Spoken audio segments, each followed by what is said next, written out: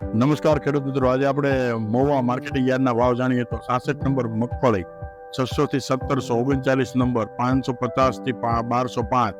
32 number મગફળી 742 થી 1142, 20 number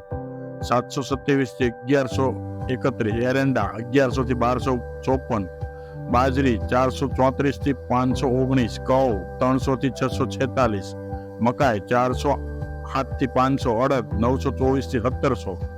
મગ 1000 થી 1400, દાણા 1600 થી 1600, સફેદ તલ 1000 થી 2425, કાળા તલ 920 થી 3620, તુવેર 1295 થી 1295, જીરું 4540 થી 4540, લાલ કાંદા 108 થી 865, સફેદ કાંદા